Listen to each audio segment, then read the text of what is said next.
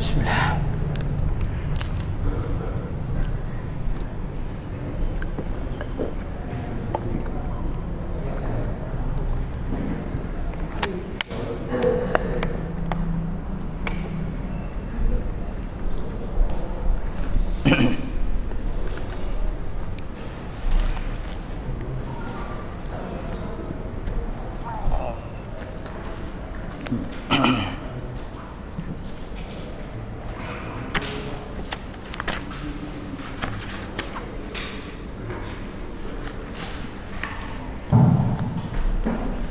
Bismillahirrahmanirrahim. Assalamualaikum warahmatullahi wabarakatuh.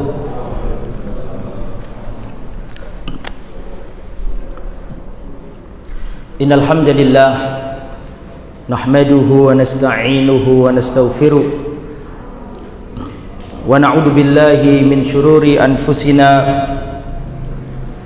wa min sayyiati a'malina. Man yahdihillahu fala mudilla lah wa man yudlil fala hadiya lah wa asyhadu an la ilaha illallah wahdahu la syarika lah wa asyhadu anna Muhammadan abduhu wa rasuluh la nabiyya wa la rasula ba'dah.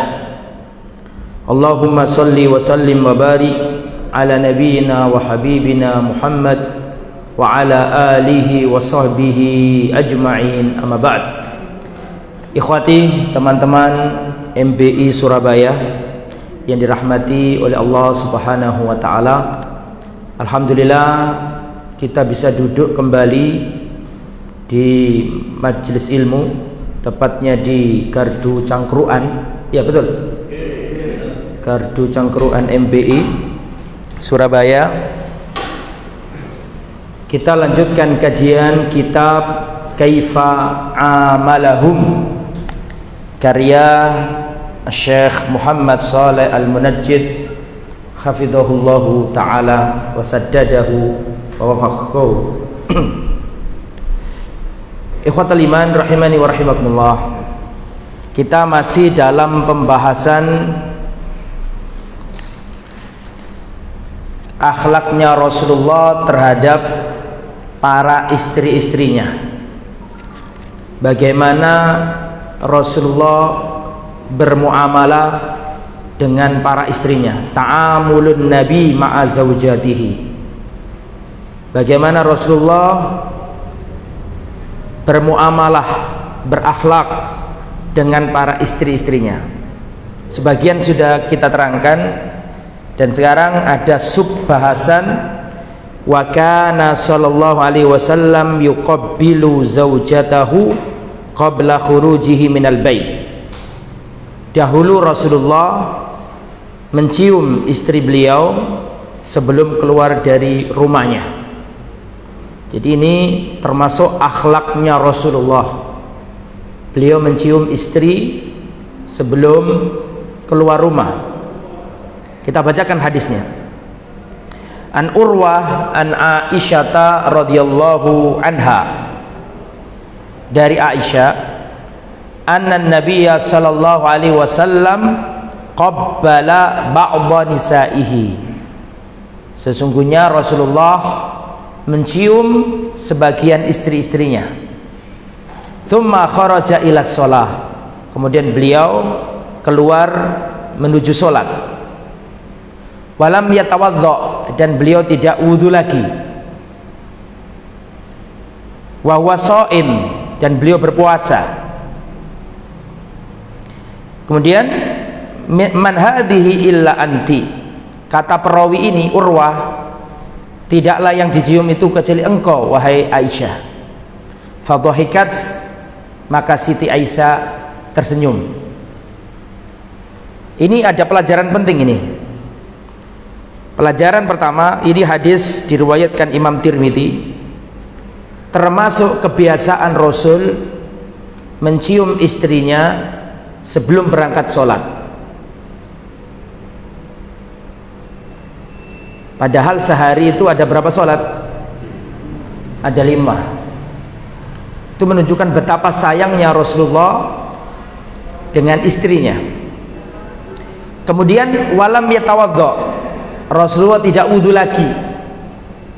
Berarti dalil bahwa menyentuh istri, mencium istri tidak membatalkan wudhu. Sekiranya menyentuh istri itu membatalkan wudhu, niscaya Rasulullah nggak langsung ke masjid, tapi apa? Wudhu dulu. Artinya nggak apa-apa. Sebelum berangkat ke masjid, jabat tangan, mencium istri, itu tidak membatalkan wudhu. Ini juga dalil bahwa kebiasaan Nabi itu wudhunya di rumah. Wudhunya di mana? Di rumah. Kemudian perawi ini Urwah berkata, tidaklah yang dicium Nabi itu kecuali dirimu. Fadhahikat, maka Aisyah tersenyum tertawa. Itu dalil juga tentang keutamaan siapa? Aisyah, istri kesayangan Rasulullah. Aisyah adalah satu-satunya istri Nabi yang dinikahi Nabi dalam keadaan masih gadis. Sedangkan 10 istri yang Nabi yang lain itu sudah janda, kecuali Aisyah saja. Bal hatta wa huwa shaimun kana yuqabbilu nisa'ahu. Bahkan ketika Rasulullah dalam kondisi berpuasa pun Rasulullah mencium istrinya, istri-istrinya. Ini dalil bahwa mencium istri tidak membatalkan puasa. Ditangkan di sini dalam hadis riwayat Imam Bukhari, kana Nabi sallallahu alaihi wasallam yuqabbilu, dahulu Rasulullah mencium, wa yubashir, dan mencumbui istrinya, wa wasaim, padahal beliau berpuasa. Wa kana amlakakum li'irbihi, tapi Rasulullah adalah orang yang paling pandai menahan hawa nafsunya. Jadi ini dalil bahwa dalam kondisi puasa pun boleh seorang suami mencium istrinya, dan dalam kondisi puasa pun boleh seorang suami mencumbui istrinya, boleh, asalkan tidak berhubungan badan dan asalkan tidak keluar mani. Kalau keluar mani batal. Oke. Yang bawah terjemahan halaman berapa? Oke. Yang kita bahasa Arab 51. Terus diantara bentuk cara Nabi memuliakan istrinya adalah wa kana sallallahu alaihi wasallam yashrabu minal makan alladzi tashrabu minhu zaujatuhu. Rasulullah itu biasanya minum di tempat bekas minumnya istrinya. Jadi orang yang paling romantis ya Rasulullah itu. Seandainya para pemuja drama Korea itu mau belajar hadisnya Nabi, cukup itu. Tidak butuh drama-drama Korea itu. Tapi kita ini gak kenal Rasul, kenalnya yaitu bintang film Hollywood Barat. Seandainya mau belajar dari Rasulullah, akan tahu betapa agungnya akhlaknya Rasul. Saya bacakan ya, silakan disimak. An Aisyah radhiyallahu anha, dari Aisyah istrinya Nabi, kuntu ashrabu wa ana haidun, aku pernah minum di sebuah gelas, wa ana haidun, pada waktu itu aku sedang menstruasi, haid. Thumma unawiluhun nabiyya sallallahu alaihi wasallam, kemudian aku berikan Rasulullah air minum. Fayadha'u fahu ala maudhi'i fiya fayashrabu, maka Rasulullah meletakkan mulut beliau yang mulia di tempat bekas mulutnya Aisyah radhiyallahu taala anha. Tuh. Padahal menurut tradisi Yahudi zaman dulu, orang Yahudi itu kalau istrinya haid harus dihindari, tidak boleh diajak tidur bareng, tidak boleh diajak makan bareng. Maka Islam datang meluruskan penyimpangan itu, bahwa istri adalah seorang yang harus dihormati, dimuliakan. Makanya Aisyah dalam kondisi haid, menstruasi, beliau pernah minum, maka Rasulullah mengambil, atau Rasulullah ya mengambil wadah itu, diberi Aisyah dan meminum di tempat minumnya Aisyah. Ya, itu termasuk bagaimana Rasulullah menghormati dan memuliakan istrinya. Perhatikan kata Aisyah, wa ta'arraqul araqa, dan pernah aku makan daging sampai tinggal banyak. Antum tahu daging kalau bahasa, mohon maaf ya,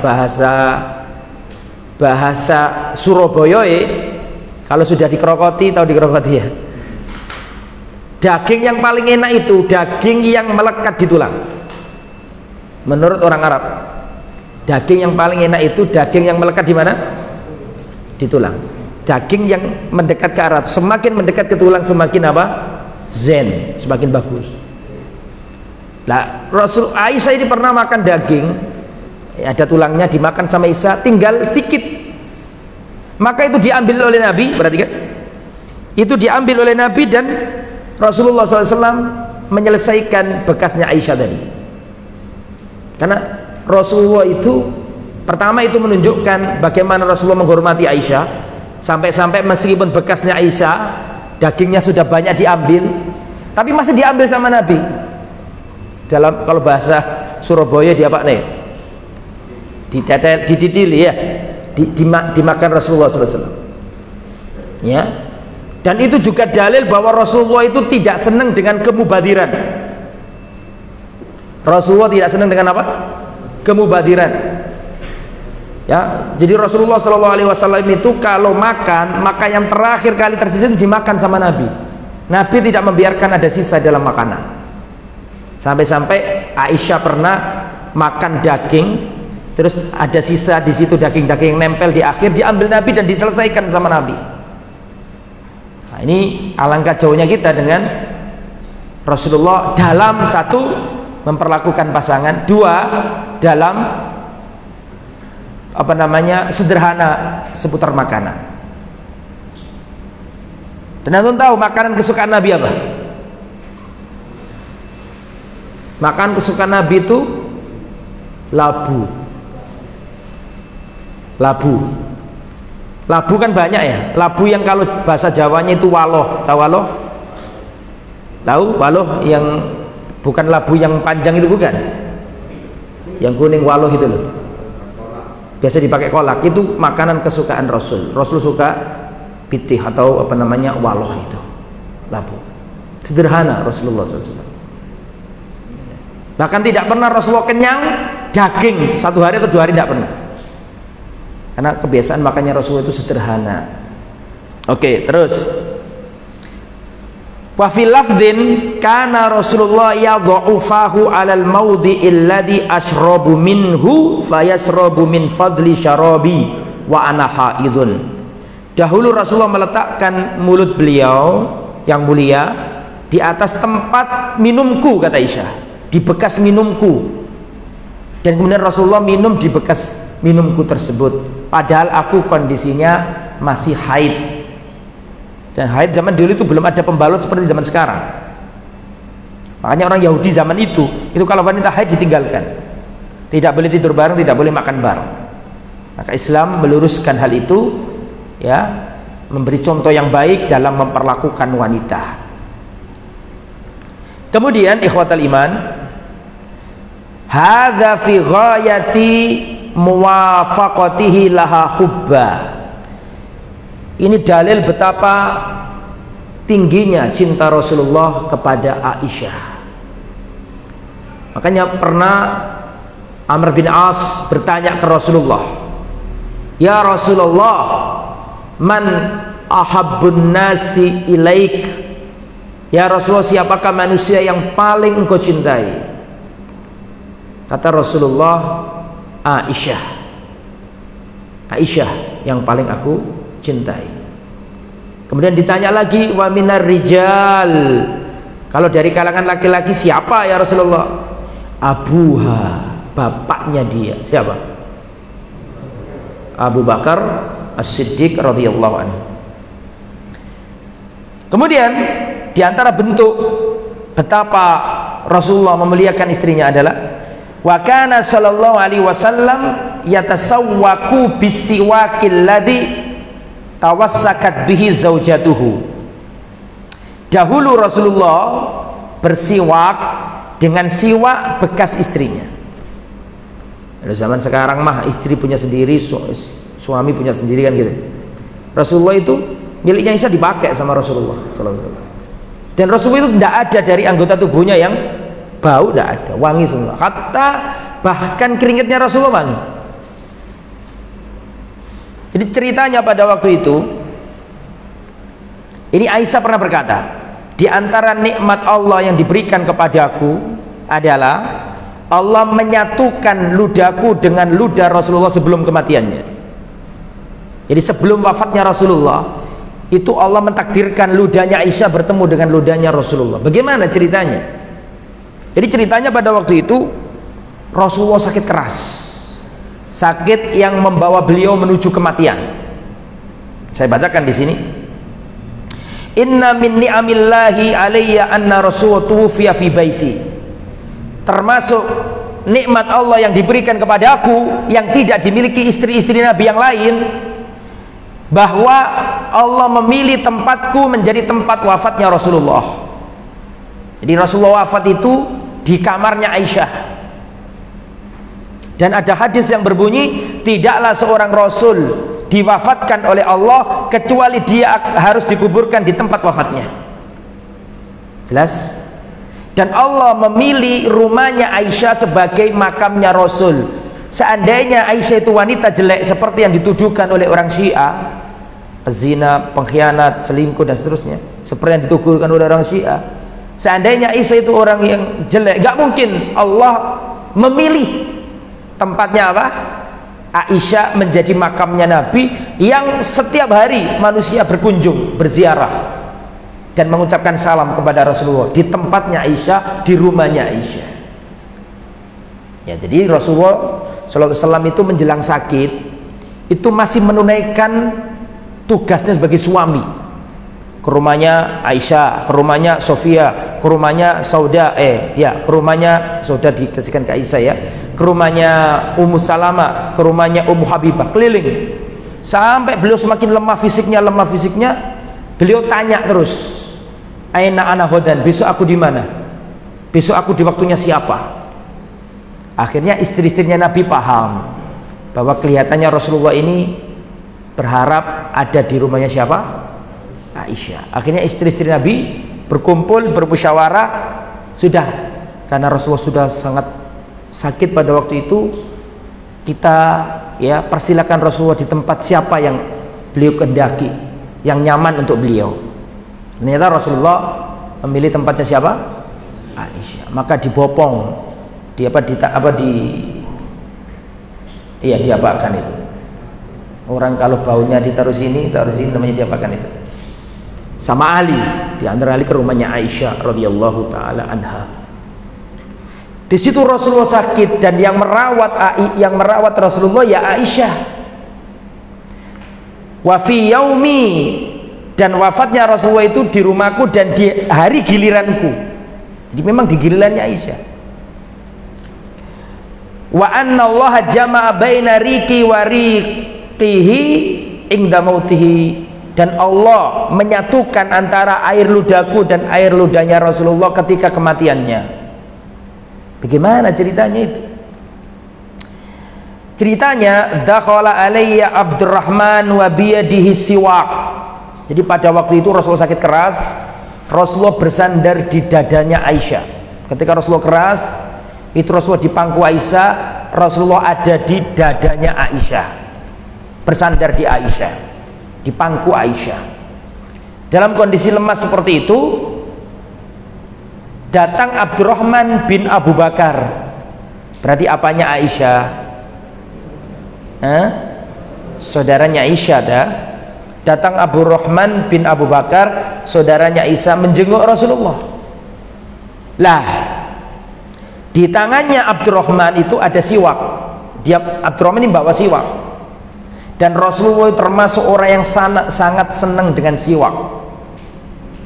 Rasulullah senang dengan siwak.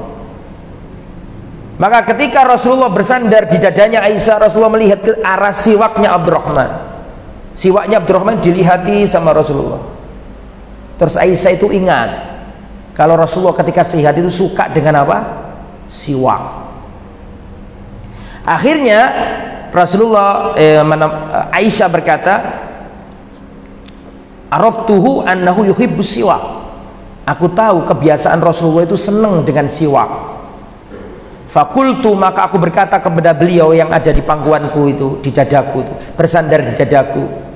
Aku katakan kepada beliau, "Akhudhuhu laka, ya Rasulullah, apakah aku ambilkan untukmu siwak?" Fa asyara bi ra'sihi an-na'am. Rasulullah ngasih isyarat, "Ya, aku mau." Fatanawaltuhu, maka aku ambilkan kayu siwak, aku berikan ke Rasulullah. Fashtadda alaihi, ternyata kayu siwak itu keras. Kayu siwak itu keras. Maka aku berkata kepada Rasulullah, "Ulayyinuhu laka ya Rasulullah, apakah perlu saya lunakkan kayu siwak ini ya Rasulullah?" Maka Rasulullah ngasih isyarat, "Ya." Faqadhamathu atau faqadhamtuhu, maka aku ambil siwak itu, aku kunyah, aku gigit. Ya, setelah itu fa'ataituhu Rasulullah. Setelah sudah saya gigit-gigit sampai, antum tahu siwak kan ya? Sampai lemes, sampai lunak begitu, sampai lembut, dikasihkan Aisyah ke Rasulullah. Terus Rasulullah bersiwak dengannya. Wa huwa mustanidun ila sodri, sedangkan pada waktu itu Rasulullah bersandar di dadaku. Ya. Nah, ini hadis ini luar biasa. Dicantumkan dalam kitab Sahih Al-Bukhari. Ini juga dalil tentang keutamaan Aisyah. Ya, Aisyah itu istri Nabi yang berbeda dengan istri Nabi yang lain. Punya kekhususan yang tidak dimiliki istri-istri Nabi yang lain. Pernah suatu ketika para sahabat Nabi itu, ya jamaah, sudah sering saya ceritakan ini. Para sahabat Nabi itu kalau mau memberi hadiah kepada Nabi, dilihat dulu Rasulullah ada di rumahnya siapa. Kalau Rasulullah ada di rumahnya Maimunah, Sofia, atau istri-istri Nabi yang lain, maka para sahabat Nabi menunda dulu hadiahnya, nggak langsung dikasihkan. Tapi kalau Rasulullah ada di rumah Aisyah, maka para sahabat Nabi datang dan memberikan hadiah itu. Kebiasaan para sahabat ini kalau ngasih hadiah selalu nunggu di rumahnya Aisyah. Kebiasaan ini selalu dilihat oleh istri-istri Nabi yang lain. Maka istri-istri Nabi yang lain cemburu dan mereka berunding. Setelah itu minta tolong sama Aisyah, sama Fatimah, putrinya Nabi. "Ya Fatimah, tolong sampaikan kepada papamu, sampaikan agar ia berkata kepada para sahabat Nabi, kalau ingin memberi hadiah kepada Rasulullah, jangan selalu ketika Rasulullah di rumah Aisyah. Ya, karena kami juga istrinya Nabi, ingin membuka hadiah itu. Kenapa para sahabat kalau ngasih hadiah kok selalu di rumahnya Aisyah?" Akhirnya Fatimah datang ke Rasulullah Sallallahu Alaihi Wasallam, dan Fatimah secara singkat ya berkata, "Wahai ayahanda, sesungguhnya istri-istrimu yang lain ya mengeluh kepadaku tentang Aisyah." Mengapa para sahabat Nabi jika memberi hadiah selalu ketika engkau ada di rumahnya Aisyah, kenapa tidak di rumah istri-istrimu yang lain? Maka Rasulullah Sallallahu Alaihi Wasallam berkata, "Wahai Fatimah, fima makna ya, apakah engkau tidak senang dengan apa yang membuatku senang? Dan sesungguhnya wahai Aisyah, malaikat tidak turun kepadaku membawa wahyu sedangkan aku berselimut dengan wanita lain, kecuali siapa? Aisyah. Meskipun aku berselimut dengan Aisyah, malaikat Jibril turun memberi wahyu, dan itu tidak terjadi dengan istri-istriku yang lain. Loh, malaikat Jibril saja pilih-pilih kok, masa sahabat gak boleh pilih-pilih? Nah, itu karena memang Aisyah itu punya keistimewaan khusus dibandingkan dengan istri-istri Nabi yang lain, dan banyak ayat yang turun karena Aisyah. Di antaranya surat tentang atau ayat tentang pensucian nama Aisyah ketika dituduh apa? Berzina oleh orang-orang munafik. Jadi pada waktu itu Rasulullah Shallallahu Alaihi Wasallam ada dalam sebuah peperangan. Ya, Aisyah ikut. Waktu pulang, Aisyah itu naik sekedup.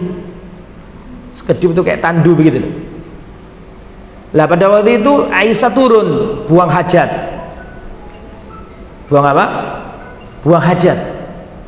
Ketika buang hajat selesai, ya Aisyah balik ke tandu. Ternyata ketinggalan rombongan. Sudah berangkat semuanya. Lah orang-orang pada waktu itu nggak tahu, ya karena Aisyah kan masih gadis kecil. Ya dikira sudah naik. Paham? Ternyata belum naik. Aisyah bingung loh, rombongan tidak ada ini, sudah pergi semua. Bingung, kalau aku susul malah kata orang Jawa sile genje, sana gak ketemu sini gak ketemu. Wes lebih baik aku tinggal di sini aja. Suatu saat Rasulullah akan paham kalau aku ketinggalan karena gak ada di tandu itu. Pasti mereka akan kembali ke sini dan menjemput aku. Paham maksudnya? Maka Aisyah tetap di tempat itu. Ternyata ada seorang sahabat Nabi yang tertinggal karena ketiduran. Namanya siapa? Sufyan bin Ibnu Mu'attal, ketinggalan. Ketika melihat Aisyah pada waktu dia tahu sebelum turun ayat hijab, tahu kalau itu istrinya Nabi, tertinggal dengan dirinya, cuma berdua, gak ada orang sama sekali. Maka Ibnu Mu'attal ini berkata, Inna lillahi wa inna ilaihi rajiun, Inna lillahi wa inna ilaihi rajiun, Inna lillahi wa inna ilaihi rajiun. Zaujatul Rasul, istrinya Rasulullah. Istirja ketika mengucapkan Inna lillahi wa inna ilaihi rajiun ini kan keras. Kedengaran Aisyah, Aisyah terbangun. Aisyah juga kaget, kok cuma ada dua orang di sini. Maka Aisyah tidak diajak ngomong sedikit pun sama Sufyan bin Mu'attal, tidak diajak ngomong. Karena menghormati istrinya Nabi, gak boleh semua orang ngejak ngomong. Gak kok ngobrol, ya Bu Aisyah kok ketinggalan dewe, kan gak ngomong gitu. Tapi dijaga kehormatannya, tidak diajak ngomong. Bahkan kendaraannya disiapkan agar Aisyah naik. Tidak diajak ngomong meskipun secuil huruf, tidak. Tapi di jalur selalu Sufyan bin Mu'attal mengatakan Inna lillahi wa inna ilaihi rajiun, Inna lillahi wa inna ilaihi rajiun. Di tengah jalan hampir pulang, para sahabat Nabi itu ada di tempat, datang dari kejauhan Aisyah cuma dengan satu orang laki-laki, Sufyan bin Mu'attal. Kebetulan pada waktu itu yang ikut perang adalah diantaranya adalah orang munafik. Ketuanya namanya siapa? Ketuanya orang munafik Abdullah bin Ubay bin Salul. Ketika melihat itu langsung buat gosip bahwa Aisyah berzina dengan siapa? Sufyan bin Mu'attal. Kembali ke kota Madinah, Aisyah jatuh sakit keras. Aisyah jatuh sakit keras, ya, jatuh sakit dan sakitnya parah. Itu di Madinah sudah tersebar di seantero kota Madinah bahwa Aisyah berzina dengan siapa? Sufyan bin Mu'attal. Aisyah nggak tahu apa-apa, dia sakit.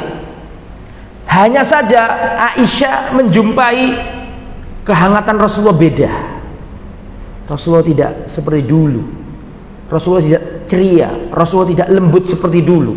Kelihatan dingin Rasulullah karena berita gosip yang tersebar. Sampai Rasulullah dingin sikapnya, nggak seperti biasanya. Nah, Aisyah nggak ngerti ada apa ini, nggak ngerti. Sampai akhirnya pada waktu itu Aisyah buang hajatnya. Zaman dulu nggak ada WC. Kalau orang pergi menjauh ke Sohro, ke padang pasir, diantarkan sama seorang wanita namanya Ummu Mistah. Ummu Mistah ini adalah ibunya Mistah. Mistah itu termasuk yang ikut menyebarkan gosip ini. Aisyah berzina, Aisyah berzina. Banyak yang kemakan itu, bahkan para sahabat ada yang termakan isu itu.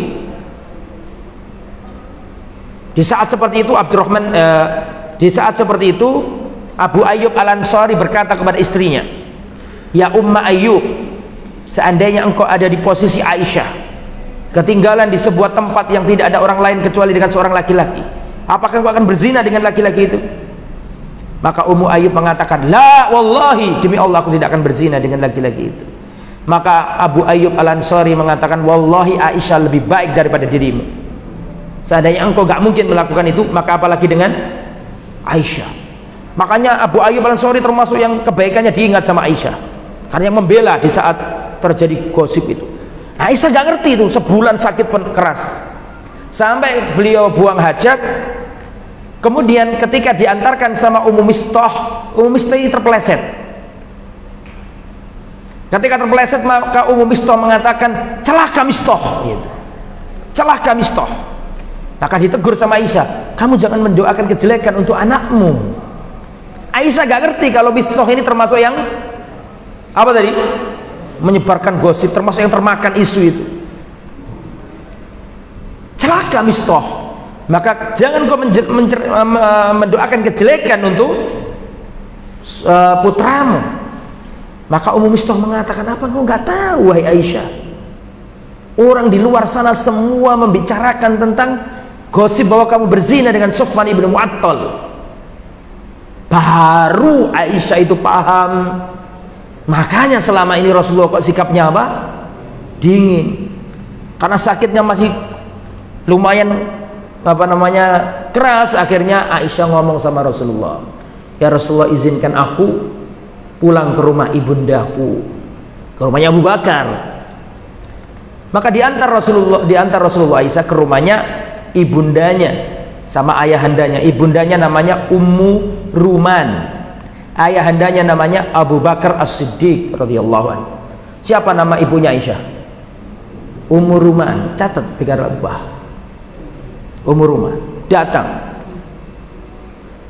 Kemudian setelah itu Rasulullah berkata kepada Aisyah, "Wahai Aisyah, jika engkau tidak melakukan zina, maka Allah akan turunkan ayat dari langit mensucikan namamu. Tapi jika engkau benar-benar berzina, wahai Aisyah, maka bertobatlah dengan tobat yang sesungguhnya." Maka Aisyah berkata kepada ibunya, "Wahai ibunda, jawablah omongannya orang ini. Wahai ayahanda, jawablah omongannya dia." Ibunya sama Abu Bakar ngomong, "Bagaimana kami menjawab Rasulullah?" Di saat itu tahu Aisyah bahwa tidak ada yang menolong dirinya.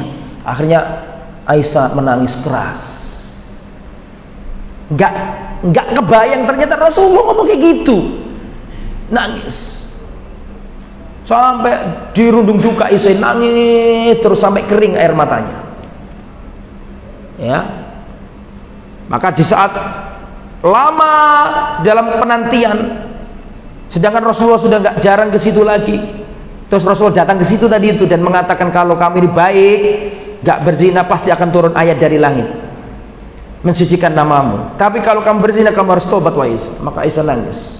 Kemudian Aisyah mengatakan, "Wallahi, seandainya aku katakan bahwa aku ini berzina dan Allah tahu bahwa aku tidak berzina, pasti kalian tidak percaya kalau aku ini tidak berzina. Dan seandainya aku katakan iya aku berzina, wallahi dan Allah tahu bahwa aku tidak berzina, niscaya kalian pasti akan percaya bahwa aku berzina." Paham maksudnya? Kalian gak akan percaya sama aku. Allahul musta'an. Hanya Allah tempat aku meminta pertolongan. Kemudian turunlah ayat itu. Setelah berlalu turunlah ayat yang terakhir, ayat tentang pensucian nama Aisyah itu. Maka Rasulullah datang ke rumahnya Abu Bakar dan mengatakan, "Absyir ya Aisyah, bergembiralah wahai Aisyah, telah datang ayat dari langit mensucikan dirimu." Maka ibunya Aisyah, Ummu Ruman, berkata kepada Aisyah, "Ya Aisyah, berdirilah, segera sambut Rasulullah." Kata Aisyah, "La abadan, aku tidak akan pernah berdiri menyambut dia untuk hal ini. Aku berdiri mengucapkan pujian hanya untuk Allah Subhanahu wa taala." Mangkel Aisyah ini sama siapa? Kan dari kat mangga ngantel ya, enggak sih. ngambek, nggak mau. Dan benar di saat itu nggak mau. Akhirnya ini hanya murni Allah yang tempat aku memuji, bukan istri suamiku lagi dalam kondisi seperti ini. Jadi karena Aisyah itu Allah turunkan ayat dari langit, Allah mendengarkan keluhannya sampai Allah turunkan ayat tentang Aisyah ini. Pernah juga syariat tayamum datang ya gara-gara Aisyah. Jadi Aisyah itu pernah kehilangan perhiasan dalam suatu perjalanan.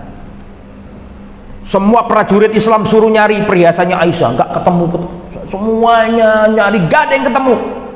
Sampai Rasulullah kelelahan. Terus Rasulullah tertidur di pangku Aisyah. Ketiduran Rasulullah, saking capeknya. Para sahabat nyari perhiasan, nggak ketemu-ketemu.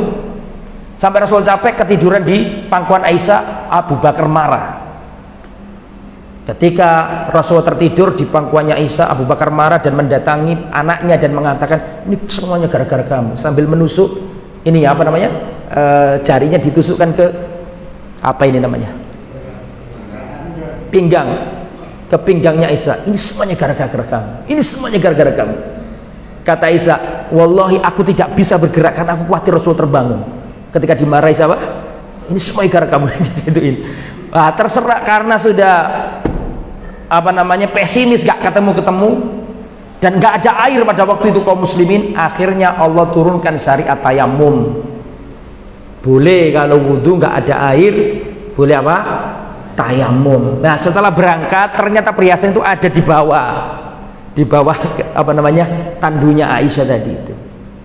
Maka para sahabat seneng dengan kejadian itu. Kenapa? Kan ini rukhsah dari Allah. Sebab peristiwanya Aisyah ini turun ayat keringanan tentang masalah wudhu. Jadi boleh apa tadi?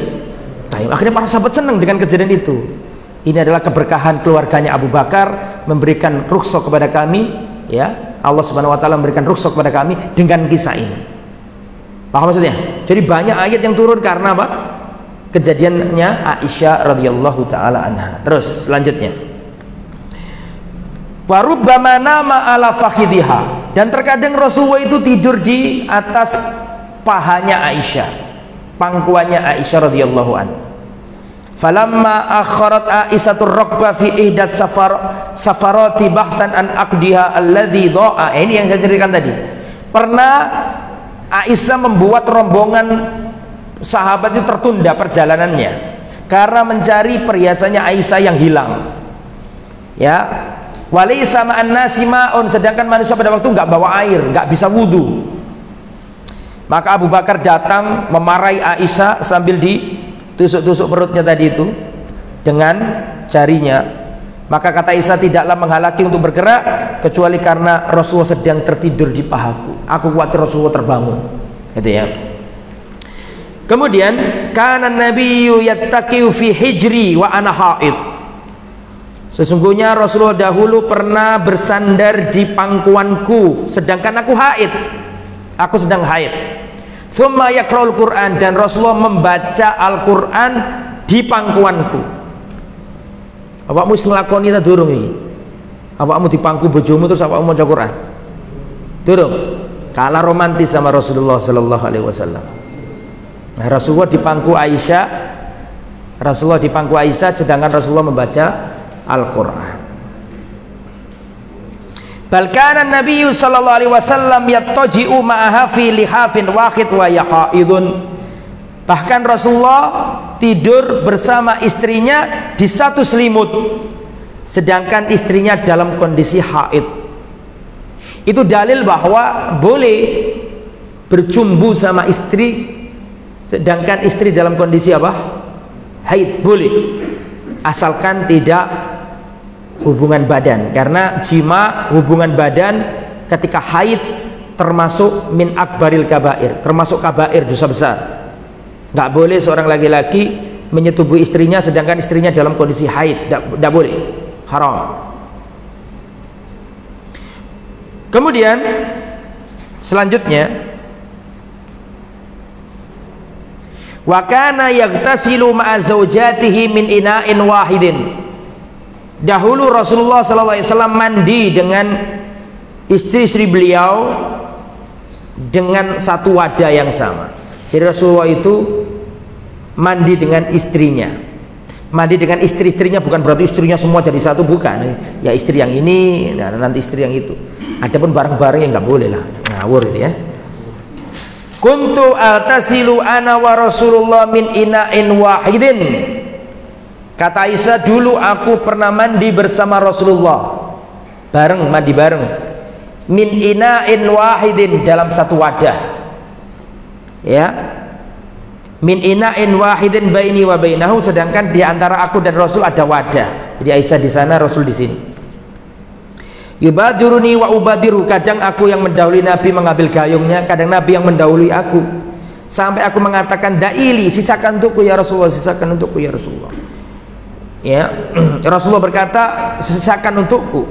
Dan aku pun berkata, biarkan untukku. Ya, kami saling mendahului. Begitu juga dengan Maimunah, istri Nabi yang lain, juga pernah mandi bersama Rasulullah. Termasuk Ummu Salamah pernah mandi bareng sama Nabi. Sehingga riwayat-riwayat ini menunjukkan bahwa mandi bareng istri itu termasuk yang dilakukan Rasulullah, termasuk sunnah Rasulullah Shallallahu Alaihi Wasallam. Sudah berapa tahun awakmu gak mandi karo bojomu bareng? Ya. Karena Rasulullah Masya Allah mandi sama istrinya. Wa kana yudallilu zaujatahu wa fayurahimu ismahu. Rasulullah itu manggil istrinya dengan panggilan kesayangan. Ya. Qala Rasulullah yauman ya Aish. Rasulullah kalau manggil panggilan sayang ke Aisyah itu ya Aish. Kan lengkapnya kan ya Aisyah. Tapi panggilan kesayangannya Nabi ya Aish. Dengan syahnya dihilangkan, taknya dihilangkan. Ya Aish. Hada Jibril yukri'ukis salam. Wahai Aisyah, Jibril menyampaikan salam kepadamu. Qultu wa alaihi salam warahmatullahi wabarakatuh. Maka aku katakan salam balik untuknya, wa alaihi salam warahmatullahi wabarakatuh. Semoga keselamatan dan keberkahan pun untuknya. Dan di antara panggilan Rasulullah, panggilan kesayangan untuk Aisyah adalah ya Humaira. Ya Humaira. Artinya apa Humaira itu? Al-bayda al-musyarraba bil humrah, putih yang kemerah-merahan. Jadi wajahnya Aisyah itu, pipinya itu putih kemerah-merahan. Putih tapi ada merah-merahnya, itu Aisyah. Lah kadang-kadang wong Jawa anak ireng-ireng dijenengi Humairah. Ya gak apa-apa sih, cuma ya kurang cocok gitu.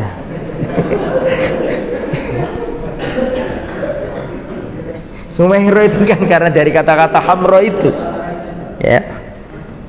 Ya Humairah. Ya, jadi pernah Rasulullah itu sama Aisyah, ada wanita-wanita dari Habasyah main permainan. Ya, rebana dan seterusnya begitu. Terus ada Rasulullah, ada Aisyah. Rasulullah duduk, sedangkan pada waktu itu Aisyah meletakkan dagunya di pundaknya Rasulullah. Rasulullah duduk, Aisyah datang, kemudian Aisyah meletakkan apanya tadi? Dagunya di pundaknya Rasulullah Sallallahu Alaihi Wasallam. Kemudian Rasulullah mengatakan, apakah sudah selesai wahai Aisyah? Belum ya Rasulullah. Apakah sudah selesai ya Aisyah? Belum ya Rasulullah. Kata Aisyah, sengaja aku lamakan karena pada waktu wanita-wanita melihatku bersama Rasulullah, supaya mereka tahu bagaimana kedudukanku di sisi Rasulullah SAW. Ini Aisyah. Dan Aisyah ini pecemburu. Rasulullah punya istri, namanya Bintu Jun, baru istrinya ini. Aisyah cemburu sama istri baru ini. Dalam riwayat ya, Allah alam kesahihannya, tapi sering diceritakan ini. Maka Aisyah cemburu. Aisyah berkata sama Hafsah, tahu nggak kamu sebuah ungkapan yang disenangi Rasulullah? Kalau malam pertama ngomong iki, Rasulullah seneng loh. A'udzu billahi minka. Aku berlindung kepada Allah darimu. Rasulullah digituin, dikasih ungkapan. Kalau kamu ngomong ini seneng aja Rasulullah. Saking cemburunya sama siapa? Wanita itu di softoi, ngerti di softoi? Di apa ya? Ya gitulah. diterapkan sama wanita ini. Ketika Rasulullah mendekati wanita ini, maka wanita ini ngomong, a'udzubillahi minka, aku berlindung kepada Allah dari dia. Maka Rasulullah mengatakan, engkau telah minta perlindungan kepada zat yang maha agung kepada aku. Akhirnya diceraikan Rasulullah SAW. Diceraikan siapa? Rasulullah SAW. Rasulullah juga pernah, Aisyah ini pencemburu. Ada istrinya Nabi yang cantik, namanya Zainab binti Jahsh. Pernah dengar nggak ceritanya itu? Cantik Zainab binti Jahsh. Kalau saking cemburunya Aisyah ini, janjian sama Hafsah. Hafsah, ayo kita buat ini, apa istilahnya ya? Kita buat kesepakatan. Mau ngomong persengkokolan kan nggak enak, istrinya Nabi kok ya. Kesepakatan. Ini bukan jahat, bukan. Ini enak, wajar, namanya madu, saling hasad, saling iri, dalam tanda kutip masih dalam batas kewajaran. Karena cemburu tadi itu. Nanti kalau Zainab kalau Rasulullah dari rumahnya Zainab datang ke rumahmu wahai Hafsah, ayo kita sepakat ngomong. Rasulullah, mohon maaf, bau, mulutmu bau. Karena dari rumahnya siapa tadi? Zainab. Lah nanti gantian kalau ke rumahku, setelah dari rumah Zainab aku juga ngomong gitu, bahwa Rasulullah bau setelah dari rumah. Rasulullah nggak bau, mana ada Rasulullah bau. Ini karena saking apa? Cemburunya aja. Temenan dilakukan itu. Setelah dari rumahnya siapa, Zainab binti Jahsh. Zainab binti Jahsh cantik, datang ke Hafsah. Hafsah ngomong, ya Rasulullah, ada bau. Nah, pertama, masa sih, kan masih belum yakin karena satu orang. Terus pada waktu yang lain datang ke rumahnya Aisyah setelah dari rumahnya siapa? Zainab. Aisyah pun ngomong, ya Rasulullah, bau. Akhirnya Rasulullah mengatakan, ya sudah kalau gitu, aku kalau ke rumahnya Zainab nggak mau lagi dikasih makanan dikasih madunya Zainab, nggak mau aku. Karena Hafsah ngomong bau, Aisyah ngomong apa? Bau. Langsung turun ayat dari langit gara-gara peristiwa itu. Ya, wahai Nabi, janganlah kamu mengharamkan apa yang Allah halalkan. Jadi tegur. Itu karena cemburunya wanita. Itu wajar seperti itu. Itu ya. Kalau punya istri lebih dari satu, ya pasti akan terjadi seperti itu. Ya, iri-iri di antara sama madu itu wajar. Wa kana yukanniha bi ummi Abdillah. Kunianya Aisyah itu Ummu Abdillah, ibunya Abdullah. Padahal nggak punya anak. Aisyah punya anak nggak? Nggak punya, tapi punya kunyah. Dan kunyahnya Aisyah adalah Ummu Abdillah. Siapa Abdullah di sini? Ummu Abdillah artinya uminya Abdullah. Mengapa Aisyah diberi kunyah Ummu Abdillah? Karena Aisyah itu punya saudari namanya Asma binti Abu Bakar. Asma binti Abu Bakar ini nikah sama Zubair bin Awam, sahabat Nabi yang dijamin masuk surga. Punya anak namanya Abdullah bin Zubair bin Awam. Berarti Abdullah ini anaknya Asma, berarti Abdullah ini keponakannya Aisyah. Betul apa enggak? Betul? Dan Abdullah bin Zubair ini bayi pertama yang lahir setelah hijrah dari Mekah ke Madinah. Jadi hijrah dari Mekah ke Madinah, sampai di Madinah bayi yang pertama lahir itu namanya Abdullah bin Zubair bin Awam. Laki-laki hebat ini. Nah, laki-laki ini masih bayi dibawa ke Rasulullah. Ya Rasulullah, ini anakku. Namanya siapa tadi? Abdullah, keponakannya Aisyah, anaknya Asma sama Zubair. Maka Rasulullah ngambil kurma, dikunyah sampai lembut. Terus kunyahannya itu dimasukkan ke langit-langit mulutnya si bocah jabang bayi namanya Abdullah kecil ini. Paham ya? Dan itu nanti jadi lelaki pemberani. Lah, karena ini bayi yang masih kecil dan Rasulullah dan Aisyah belum punya anak, kata Rasulullah, ini namanya Abdullah, bocah kecil ini, dan kamu wahai Aisyah Ummu Abdillah, uminya Abdullah, kan keponakannya. Paham maksudnya ya? Makanya ada ceritanya khusus nih antara Abdullah dengan Aisyah ini, keponakan dan dicintai Aisyah.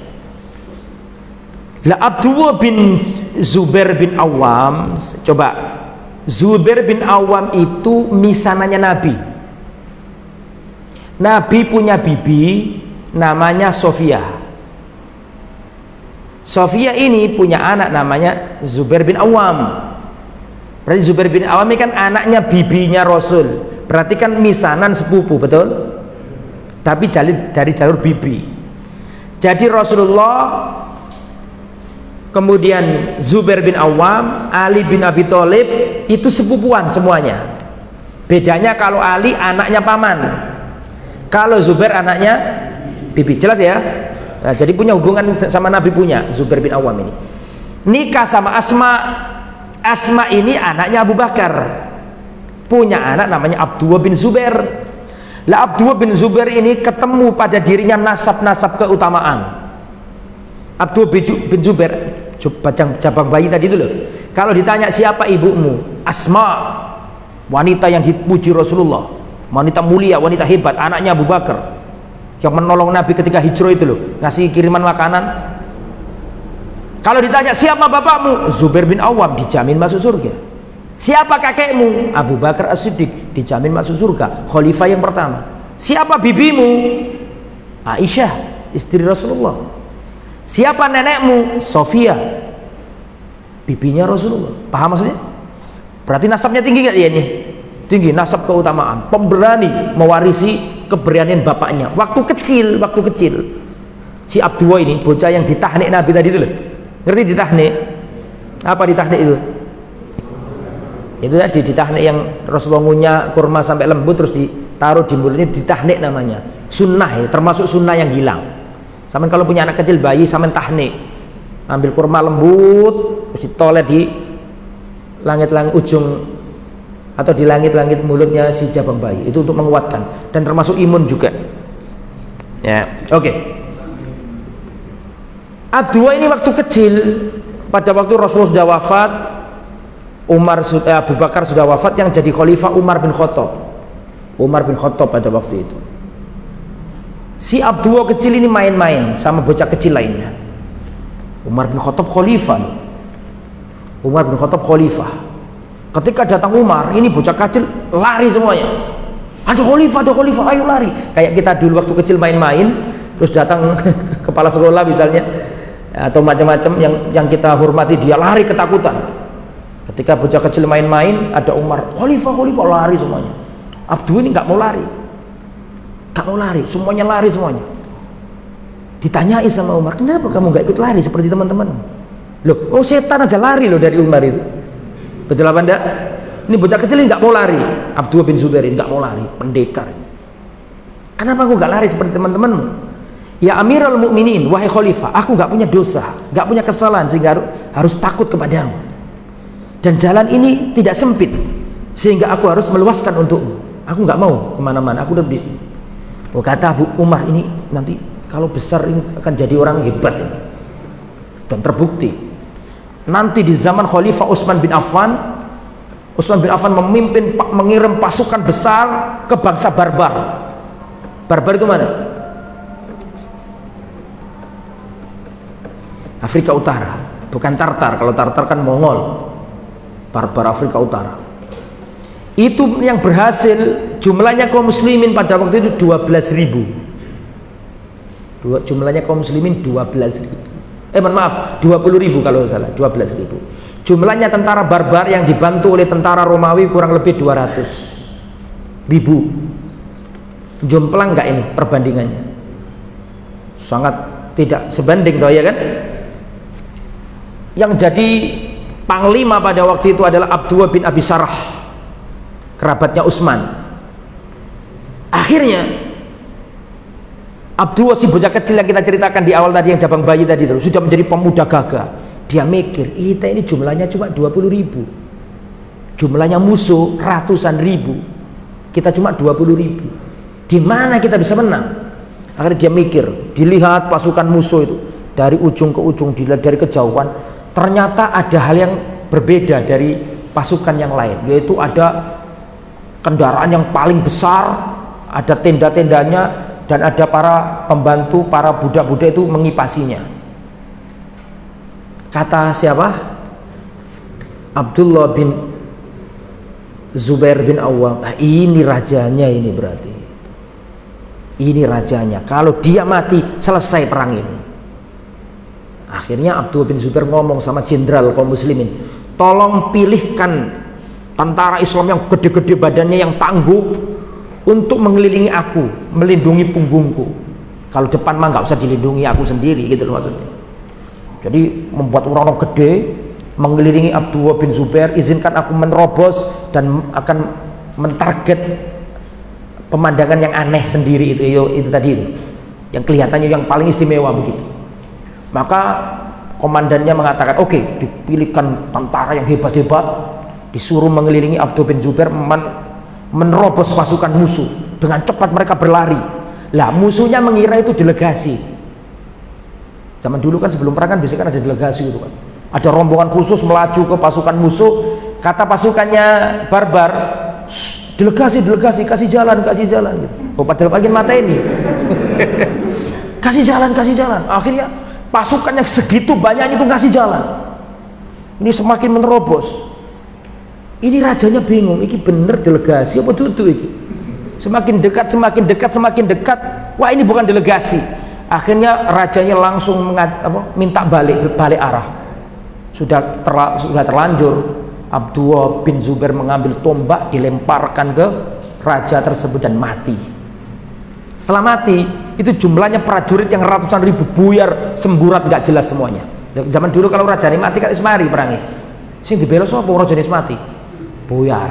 Semenjak itu Afrika Utara ditaklukkan, dan semenjak itu namanya Abdullah bin Zubair berkibar-kibar di kemiliteran Islam. Itu terjadi di zamannya Khalifah Utsman bin Affan. Kenapa saya ceritakan itu? Kembali ke materi sekarang. Terlalu jauh kita berkelana ke tempat yang lain. Nah, kenapa saya ceritakan itu? Supaya antum tahu asal usul mengapa Aisyah mempunyai kunyah apa tadi? Ummu Abdillah, ibunya Abdullah. Siapa Abdullah yang dimaksud di situ? Keponakannya Aisyah, anak dari Asma dan Zubair. Paham ya? Ya, sebenarnya bukan anaknya Aisyah, tapi ponakannya Aisyah. Tapi karena Aisyah gak punya anak, berkunyah dengan keponakannya. Boleh, tidak apa-apa. Makanya sampai wafat pun kunyahnya Aisyah itu Ummu Abdillah, ibunya Abdullah. Padahal itu bibinya Abdullah. Lah Abdullahnya sendiri itu siapa? Ya tadi yang saya ceritakan itu. Dan wafatnya dibunuh Hajjaj bin Yusuf. Wafatnya Abdullah. Oh, kalau cerita nggak selesai, panjang ceritanya Abdullah bin Zubair. Kembali ke materi.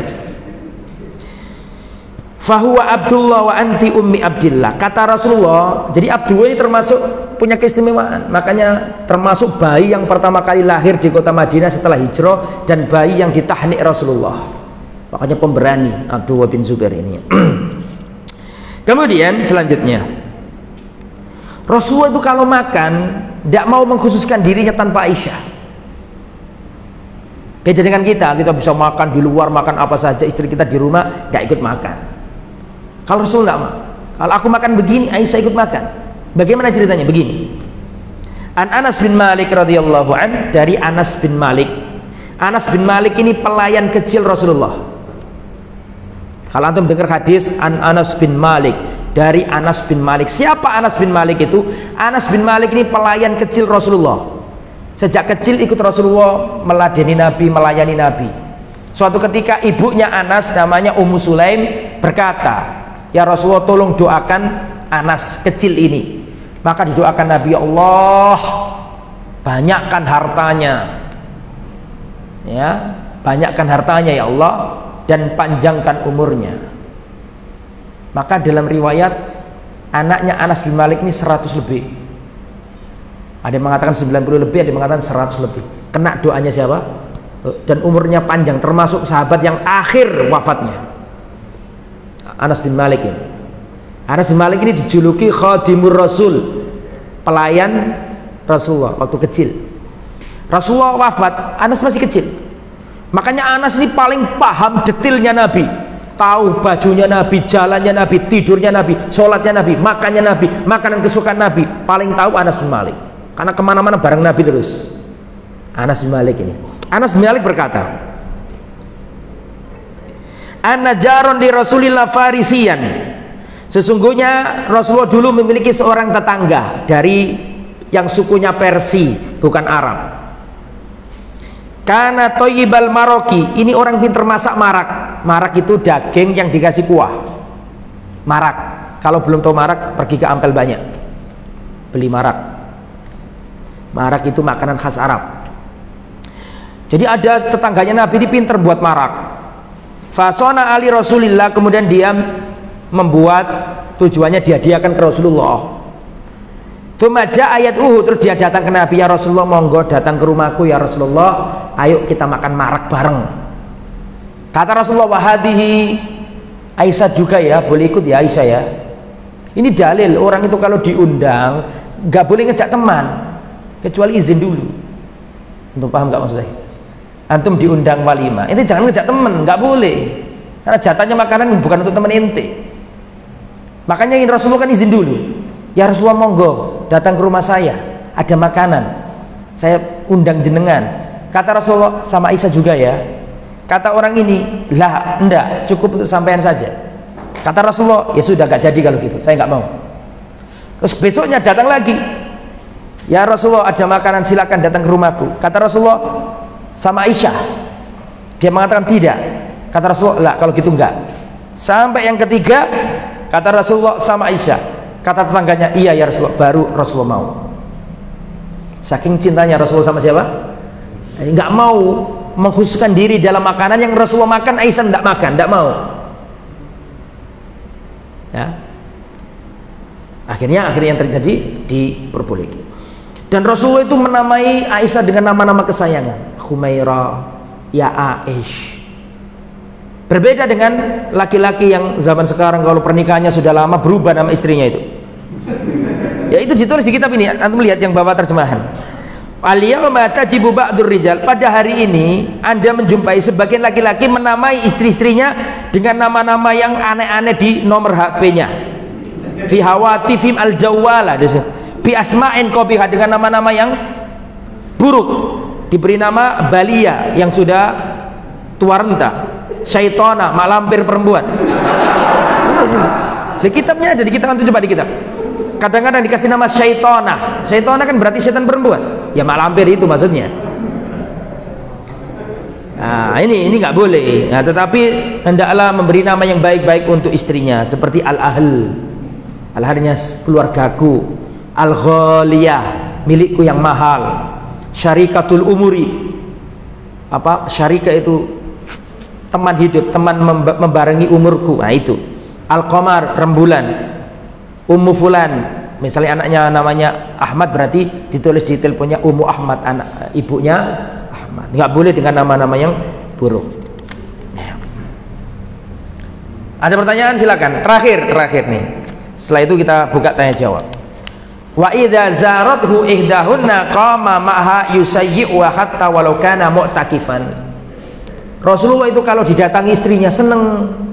Misalnya Rasulullah di suatu tempat didatangi istrinya seneng, dan Rasulullah itu kalau istrinya sudah pamitan pulang diantar, Rasulullah berdiri mengantar istrinya. Bahkan ketika itikaf, perhatikan. Wa an Sofia binti Huyai qalat, dari Sofia binti Huyai.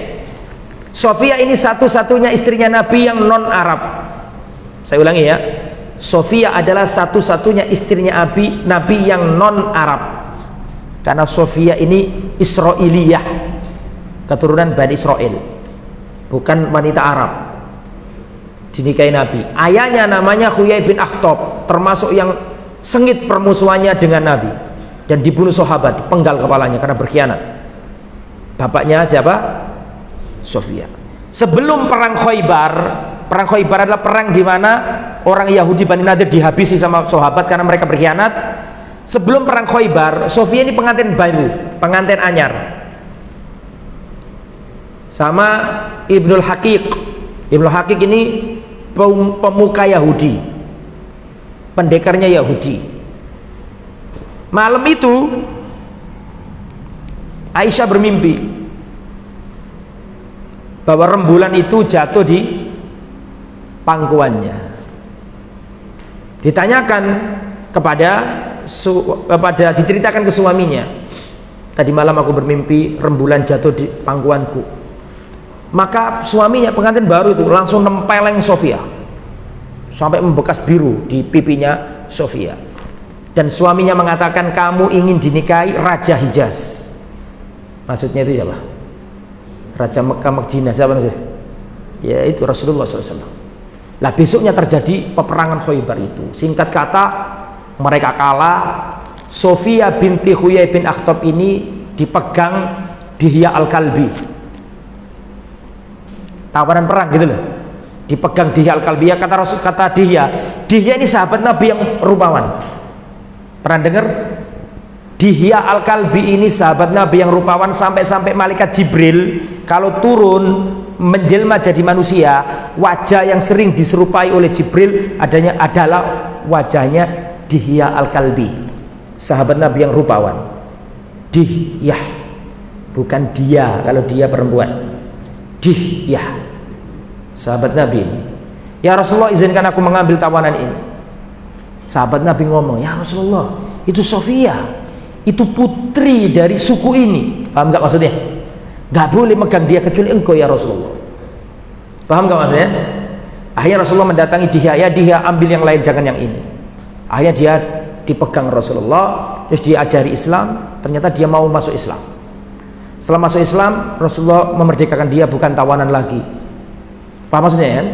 Terus dinikahi Rasulullah dan sangat senang. Ketika perjalanan pulang, ya Rasulullah menjumpai Sofia ininya tadi itu yang saya ceritakan, biru tadi itu. Ditanya sama Rasulullah, ada apa bibimu ini wahai Sofia? Terus cerita, sebelum engkau datang ya Rasulullah, suamiku nampar aku bermimpi bahwa rembulan jatuh dari tempatnya ke pangkuanku. Terus kata suamiku, kamu ingin dinikahi orang yang ngaku Nabi itu, maksudnya Muhammad SAW, ditempeleng itu.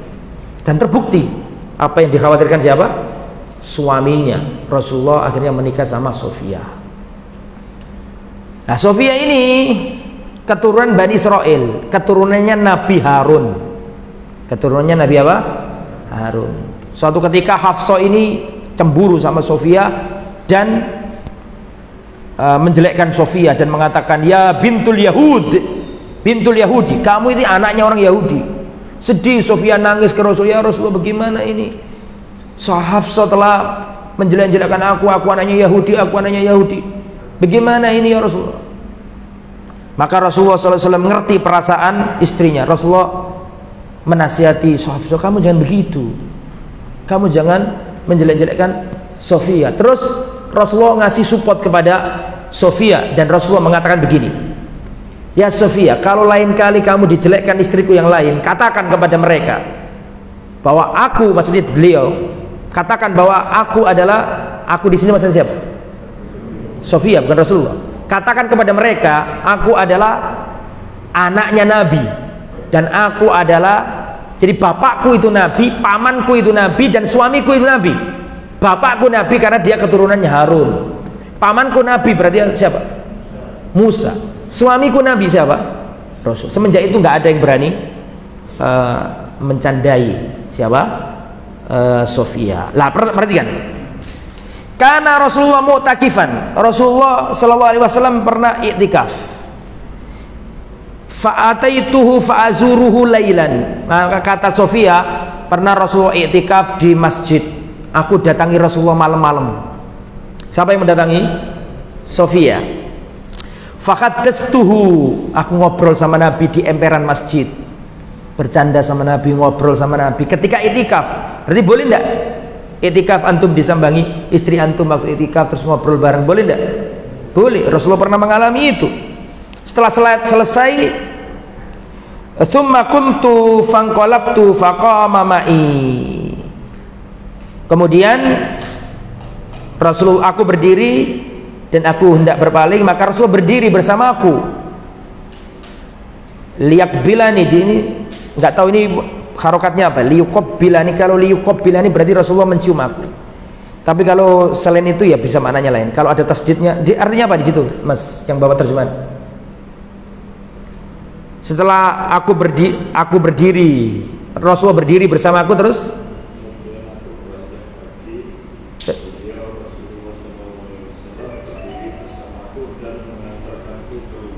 melangantarkanku ke rumah. Berarti di sini artinya bukan qabbala yuqabbilu. Kalau qabbala yuqabbilu artinya mencium. Rasulullah mengantarkan aku. Ketika aku bersama Rasulullah, tiba-tiba datang dua orang laki-laki dari kalangan Ansor. Jadi bayangkan zaman dulu nggak ada listrik, malam-malam Rasulullah bersama wanita. Terus datang dua sahabat Ansor.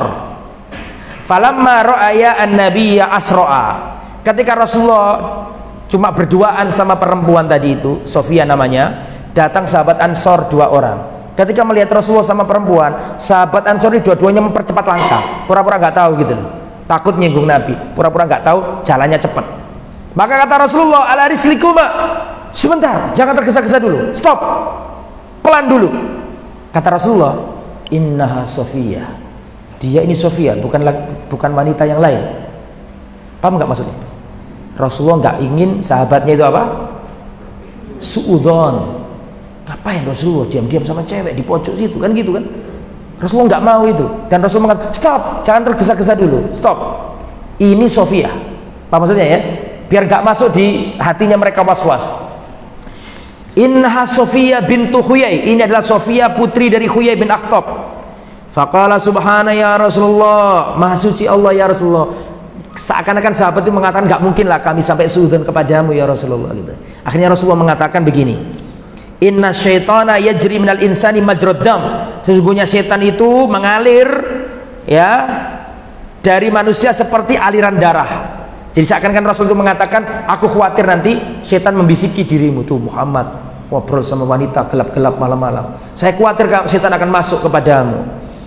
Wa inni khasyitu an yaktifa fi qulubihi masu'a. Aku khawatir setan datang dan membisiki pada hati kalian hal-hal yang jelek tentang aku, padahal itu istriku. Di situ poinnya adalah apa? Rasulullah mengatakan inna Sofia, ini Sofia. Nggak malu untuk menyebut namanya. Antum kalau ketemu orang kan, ini istriku kan gitu kan. Antum nyebut namanya apa? Istriku gitu. Antum sama orang, siapa itu? Antum paling ngomongnya kan ini istriku kan gitu kan ya. Rasulullah nggak cukup istri. Kalau istri sudah tahu, sahabat tahu kalau Sofia kan istrinya. Tapi Rasulullah menyebut apa? Nama. Betapa bangganya Sofia disebut namanya pada waktu di hadapan sahabat. Kalau masalah disebut istri nggak usah diomongkan karena semua sahabat sudah tahu kalau Sofia itu siapa? Istrinya Rasulullah Shallallahu Alaihi Wasallam. Nah, jadi di situ bagaimana hubungan Rasulullah dengan istri-istrinya. Jadi Rasulullah itu kalau sama Sofia itu seakan dia yang paling hebat di mata Rasulullah. Kalau sama istri yang lain seakan dia yang paling luar biasa daripada yang lain. Karena semua dimuliakan oleh siapa? Rasulullah Sallallahu Alaihi Wasallam. Rasulullah mengatakan khairukum li ahli. Sebaik-baik orang di antara kalian adalah yang paling baik dengan keluarganya. Wa ana khairukum li ahli, dan aku orang yang paling baik untuk keluarganya. Makanya perhatikan terakhir saya tutup dengan ucapan ini. Akhlaknya orang laki-laki di luar rumah itu hiasan. Itu kamuflase. Laki-laki ketemu temannya, laki-laki ketemu bosnya, ketemu atasannya, itu hiasan aja. Tapi akhlaknya laki-laki yang sesungguhnya adalah ketika di rumahnya. Itu nggak pakai tedeng aling-aling, itu akhlak aslinya dia. Betul apa enggak? Adapun akhlaknya laki-laki di luar rumah banyak kepura-puraan. Nggak enak, tonggo, atasan, teman akrab, nggak enak itu. Tapi kalau di rumah, ya itu wujud asli laki-laki di rumahnya itu. Paham? Betapa banyak laki-laki di rumah bentak-bentak istrinya, main kasar sama istrinya. Di kantor kalau sama bosnya, nggih gitu kan. Makanya muamalahnya laki-laki di luar rumah itu penuh dengan kepura-puraan. Tapi asli dia baik apa enggak itu kalau di rumah. Kalau di rumah dia memuliakan istrinya, sayang sama, insya Allah dia orang baik. Ya, karena di luar bisa dipoles-poles, tapi kalau di dalam rumah enggak dipoles, itu asli.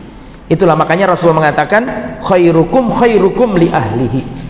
Yang paling terbaik di antara kalian adalah yang paling terbaik untuk keluarganya, dan aku adalah orang yang paling terbaik untuk keluargaku. Oke, sampai di sini. Insya Allah kita lanjut. Saya kasih tanda. Semoga bermanfaat. Silakan kalau ada pertanyaan.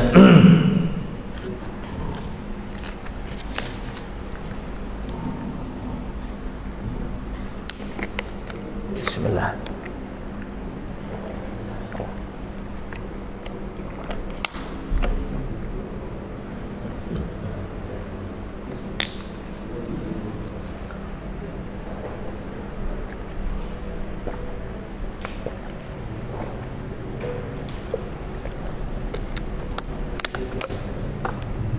Ada yang bertanya pakai mic ini ya.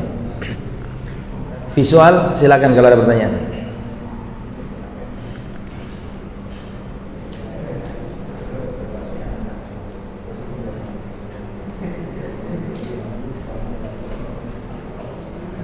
Tafadhal, enggak ada yang tanya.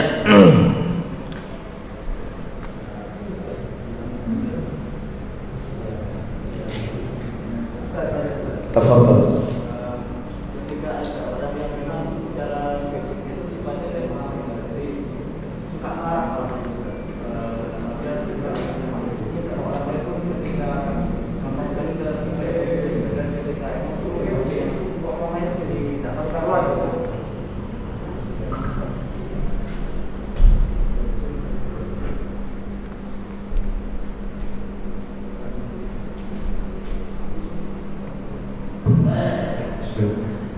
Ustaz, ketika ada orang yang sifatnya memang pada dasarnya orang itu temperamen, Ustaz, mudah terpicu amarahnya, dan ketika marah itu kasar sekali itu omongannya, Ustaz. Nah, ini tidak hanya berlaku pada istri, tapi mungkin juga semua orang lain.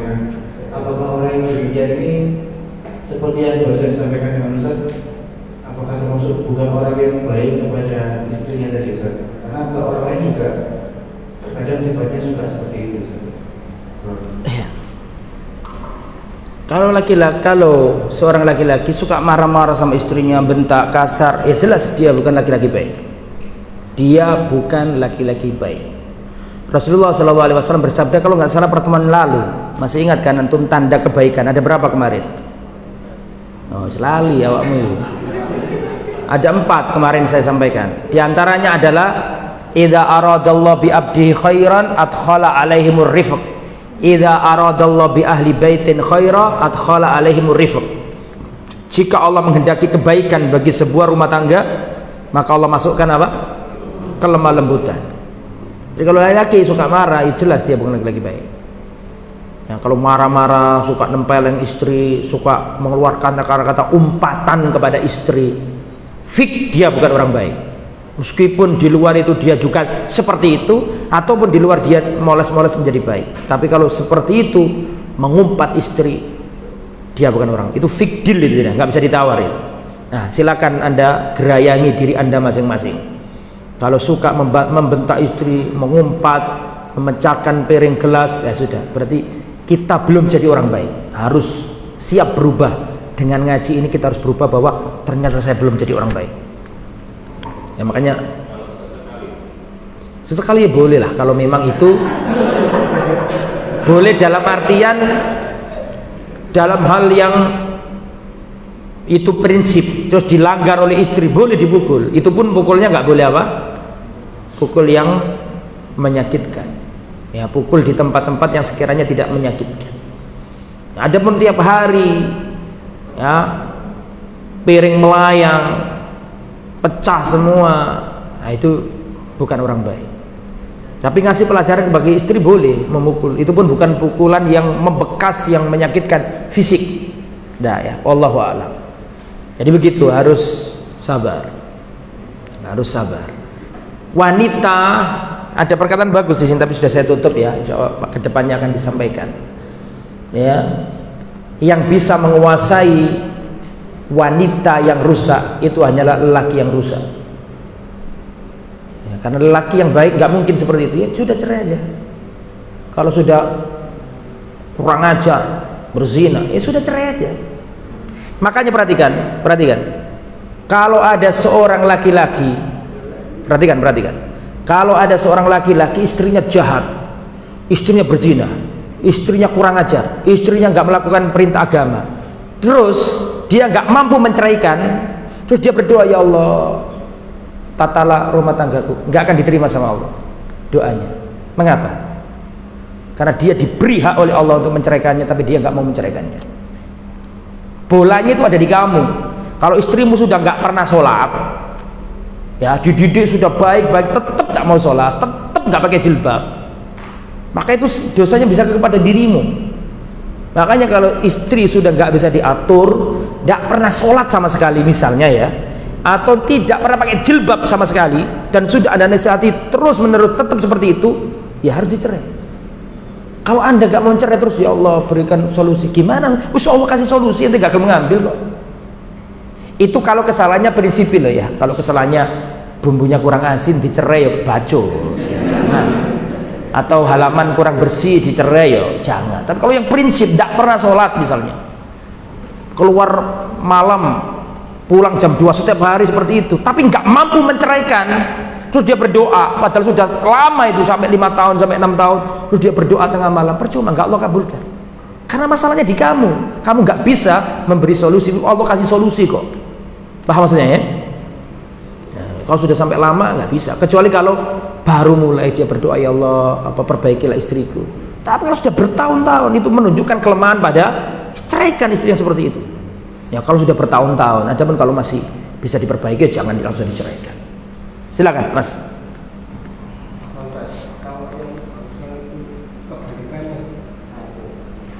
Apa itu?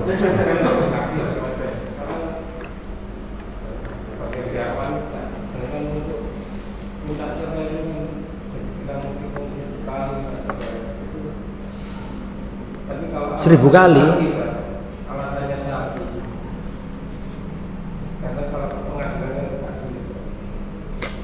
Bagaimana kalau suami yang durjana, suami nggak pernah sholat, suami tidak pernah sholat sama sekali, suami berzina, sering berzina, dan istri ini tahu kalau suaminya sering berzina, tidak pernah sholat, ini bukan lebih baik minta cerai, tapi wajib minta cerai, haram diteruskan rumah tangga itu. Ini banyak yang salah paham tentang perceraian. Ya, kalau suami tidak pernah sholat sama sekali, bahkan berzina terus-terusan, saya sabar aja. Bukan sabar itu. Anda gak boleh sama suami kayak gitu, itu bukan sabar namanya. Paham maksudnya ya? Kalau gak pernah sholat sama sekali, dia berzina terus-terusan, wajib cerai. Bukan lebih baik cerai, wajib cerai. Apa yang Anda harapkan dari seorang suami seperti itu? Bahkan saya pernah diceritain orang itu selama 40 tahun berumah tangga ini, sudah tua ini ibu ini ngomong, saya tidak pernah dinafkahi.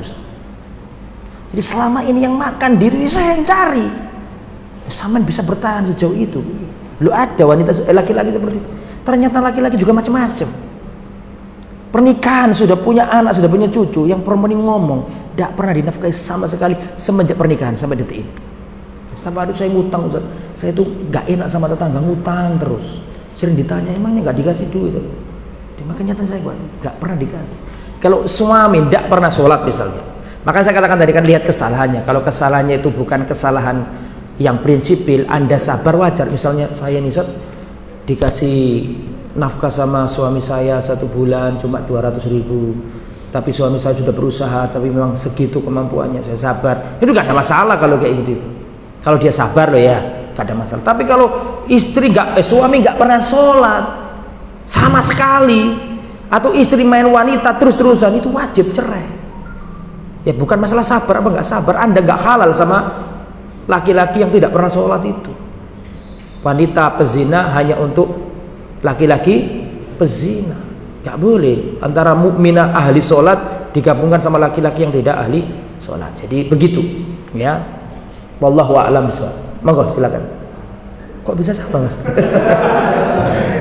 Silakan yang lain kalau ada pertanyaan. Ustaz, ada pertanyaan di Facebook dari Abang Maulana Putra. Afwan Ustaz, mau tanya batasan istri ketika marah kepada suami. Batasan istri marah kepada suami. Istri tidak boleh menghajar suami. Menghajar itu tahu? Menghajar bukan menghajar. Menghajar itu memboikot. Tidak boleh. Tidak boleh marah kemudian sampai nggak ngasih, itu nggak boleh. Nggak ngasih itu loh nggak boleh. Antum paham gak ngasih itu maksudnya? Yang jomblo mohon maaf ya. Imma dia sabar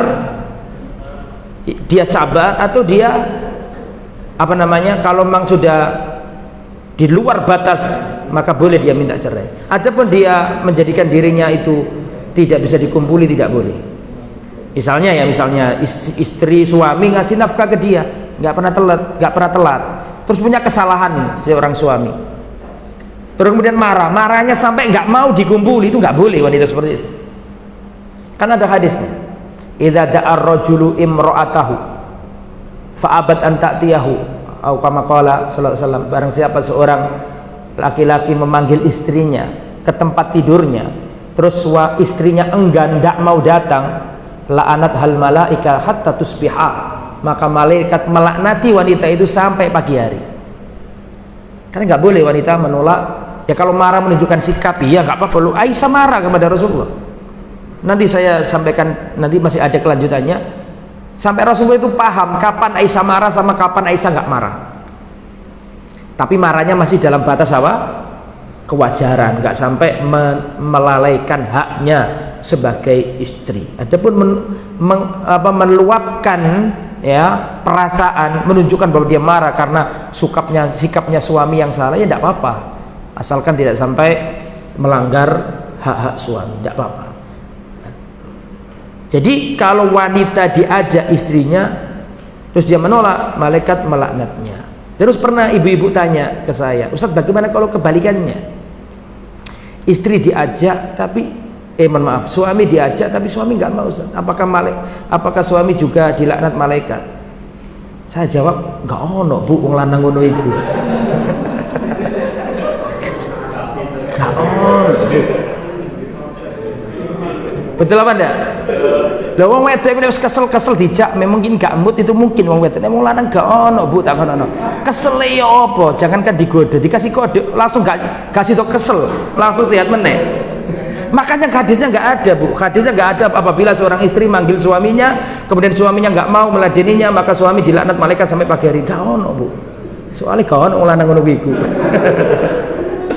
Kalaupun ada berarti itu lanang, yaitu tadi mesti ada sesuatu itu, bisa sakit perlu dibawa ke dokter, atau mungkin dia sedang menghajar istrinya. Menghajar itu memboikot istrinya.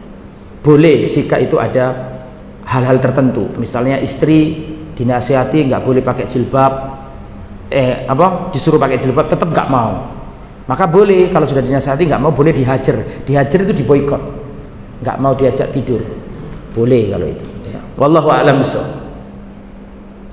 Yang lain kalau ada pertanyaan lagi silakan. Pertanyaannya di dosa ya. Yang pertama ini kan pemilihan nama kesayangan yang tadi kan Abdullah. Kalau anaknya kan ada beberapa, itu pemilihan yang baik itu kayak apa, kan anaknya nanti cemburu kayak gitu. Terus yang kedua itu sunah-sunahnya buat bayi yang baru lahir selain yang tadi menaruh kurma itu apa? Oke, pertanyaan bagus. Biasanya itu bangsa Arab dulu, kaum muslimin, para sahabat Rasulullah itu berkunia dengan anak laki-laki yang pertama. Anak laki-laki yang pertama. Jadi kebiasaannya orang Arab dulu itu, generasi awal-awal Islam itu tidak berkunia dengan anak cewek, meskipun ceweknya itu yang pertama. Saya punya anak yang pertama namanya Bilqis. Saya tidak pernah mengkuniai diri saya Abu Bilqis, cewek soalnya, paham ya? Tapi anak saya yang laki-laki yang pertama adalah Abdullah, maka saya berkunia dengan Abu Abdillah. Paham maksud saya?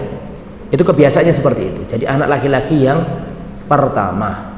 Tapi kalau misalnya apakah boleh berkunia dengan anak cewek? Boleh juga, nggak ada masalah. Tapi kebiasaannya yang sering dipakai itu dengan anak laki-laki yang pertama. Rasulullah berkunia dengan siapa? Rasulullah itu Abu siapa? Lah kok gak ero iku lho Pak iki. Kunianya Rasulullah itu Abul Qasim. Karena Qasim adalah anak laki-laki yang pertama. Itu jadi kalau ditanya pakai anak yang mana, kunia itu adalah anak laki-laki yang pertama. Biasanya seperti itu. Kemudian bagaimana sunnah-sunnah ketika punya anak kecil? Pertama, perhatikan ini penting, sampean laki-laki dan banyak yang masih muda, insya Allah masih usia produktif, istrinya juga. Maka perhatikan, ini sebagai seorang suami harus paham. Kapan wanita itu tidak boleh melaksanakan sholat, libur sholat? Di antaranya kan karena nifas, betul apa enggak? Nifas kan berkaitan dengan kelahiran, betul apa enggak? Nah, pertanyaan saya, apa sih definisi dari darah nifas? Darah nifas itu kalau keluar, wanita nggak boleh sholat, pray, libur. Apa darah nifas itu? Sebelum saya jawab itu, karena berkaitan dengan persalinan. Apa darah nifas itu definisinya? Darah yang keluar kok kelelahan. Nifas. Darah yang keluar apa? Darah yang keluar setelah melahirkan. Kalau orang keluar kan, kalau orang lahiran kan keluar darah, betul apa enggak? Itu namanya darah nifas namanya itu. Nah, apa darah nifas itu? Kata beliau tadi, darah yang keluar setelah melahirkan. Ini kurang tepat. Karena Anda kalau pakai definisi ini, berarti proses persalinan ketika keluar darah atau bahkan sebelum persalinan, sebelum keluar bayi itu kan sudah keluar darah. Artinya kalau pakai definisi itu berarti itu masih wajib sholat. Sedangkan itu kondisinya sangat sulit untuk sholat. Antum paham maksud saya? Yang sudah pernah nunggu istrinya lahiran kan ada pembukaan 1, pembukaan 2, 3, betul apa enggak? Kadang-kadang pembukaan 1 sampai 10 itu kan sudah keluar darah banyak, betul apa enggak? Tolong jawab iya. Ya. Kalau kita pakai definisi nifas adalah darah yang keluar setelah melahirkan, berarti selama proses itu masih wajib sholat. Paham? Maka definisi yang lebih tepat adalah darah nifas adalah darah yang keluar karena melahirkan. Paham maksudnya? Karena itu bisa sebelum, bisa ketika, bisa sesudah. Makanya para ulama menjelaskan kalau sudah hamil, hampir melahirkan, terus sudah kontraksi dan keluar darah, itu sudah dihukumi darah apa? Nifas. Di saat seperti itu wanita sudah tidak wajib sholat. Bisa dipahami mas ya? Oke. Ketika bayi keluar, apa yang harus dilakukan? Para ulama berselisih pendapat tentang hukum mengadzani bayi. Itu khilaf para ulama. Al-Imam Ibnu Qayyim Al-Jauziyah rahimahullah, muridnya Syekhul Islam Ibnu Taimiyah, merojihkan mengadzani bayi termasuk sunnah. Mengadzani bayi termasuk sunnah. Syekh Al-Albani rahimahullah merojihkan itu hadisnya lemah. Mengadzani, memang ini khilaf para ulama. Kalau saya pribadi, saya tidak mengadzani bayi saya. Tapi kalau ada yang mengadani karena memang ada hadisnya, para ulama berselisih, monggo, ini masalah khilafiyah yang muktabar, saling berlapang dada. Sudah ditulis yang mengadani. Kemudian setelah itu ditahnik mas. Ditahnik hari itu juga. Ditahnik itu bisa datangi keluarganya yang dianggap baik orangnya, atau bapaknya sendiri ngambil kurma, dikunyah-kunyah lembut, terus ditoletkan ke langit-langitnya si jabang bayi. Ya, si jabang bayi. Siapkan kurma. Dan memang kurma itu juga siapkan untuk ibunya. Antum enggak cerita, tahu, ingat enggak ceritanya Maryam? Siti Maryam ketika melahirkan itu di mana? Kan Allah katakan, goyanglah pangkal pohon kurma sehingga jatuh dan makanlah. Itu paham enggak itu? Karena ada hadis ayat kayak gitu. Artinya orang melahirkan itu disuruh makan apa? Kurma. Bagus untuk yang melahirkan tadi itu. Nah, termasuk bayi yang tadi itu sunnah Nabi, namanya tahnik.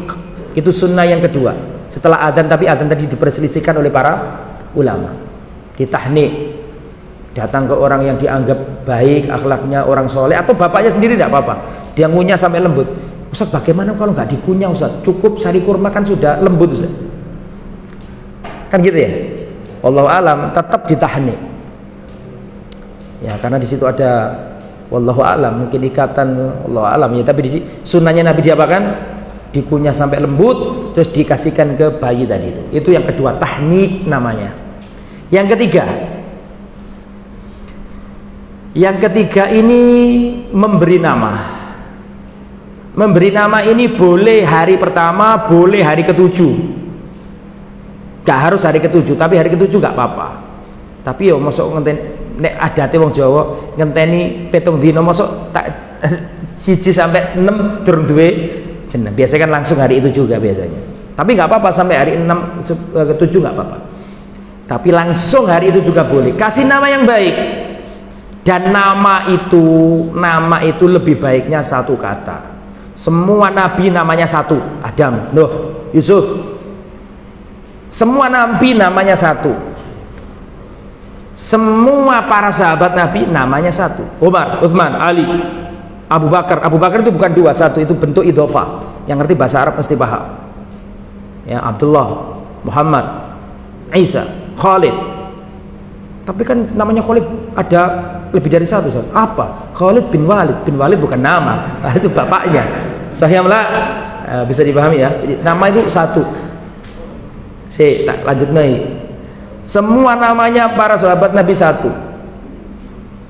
Gak ada seperti namanya orang Indonesia Muhammad Ardiansa Pranogoro suatu panjang sekali namanya. Orangnya satu, namanya banyak. Para nabi, para sahabat, para ulama namanya satu. Terus namamu di belakangnya. Semua anak saya satu semuanya namanya.